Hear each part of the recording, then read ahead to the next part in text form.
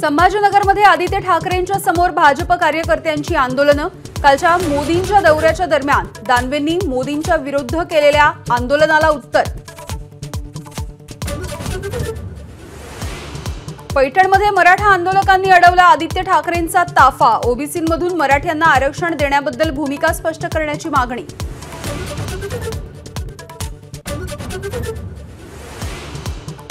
पुण्यामध्ये महायुतीच्या नेत्यांमध्ये बेबनाव। भूमिपूजनाच्या कार्यक्रमावरून मुळीक आणि टिंगरेंची एकमेकांवरती टीका।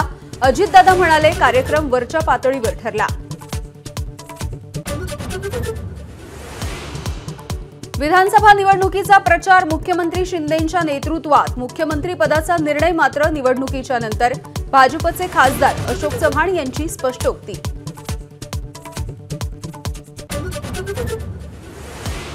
मुख्यमंत्र्यांच्या दौऱ्यापूर्वी रात्रभर मुंबई गोवा महामार्गाची डागडुजी। थातूरमातूर कामं करून किती दिवस काढणार असाही प्रश्न।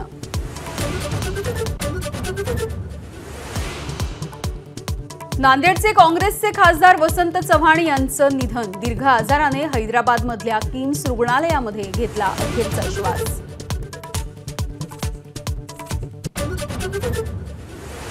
जागा वाटपाच्या संदर्भात महाविकास आघाडीची आज पुन्हा एकदा बैठक। मुंबईच्या जागांवरती अंतिम चर्चा होण्याची शक्यता।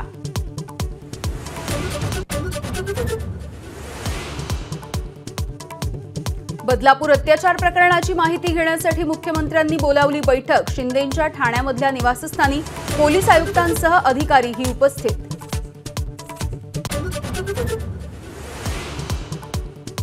महिला अत्याचार रोखण्यासाठी सर्व शाळांमध्ये पॅनिक बटन बसवणार। शिक्षण मंत्री दीपक केसरकर यांची माहिती। बदलापूर घटनेमधल्या आरोपीला 14 दिवसांची न्यायालयीन कोठडी।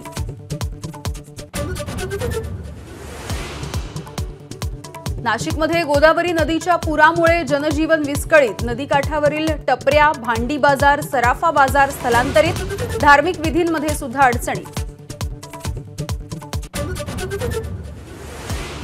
कोल्हापुरातही पावसाचा जोर। पंचगंगा नदी दुसऱ्यांदा पात्राच्या बाहेर येण्याची शक्यता। पाण्याची पातळी 26 फुटांवर।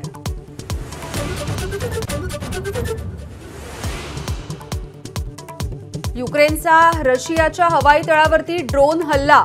38 मजली इमारतीमध्ये घुसवले ड्रोन। रशियाकडूनही राजधानी कीव्हमधील ऊर्जा प्रकल्पांवरती प्रतिहल्ला।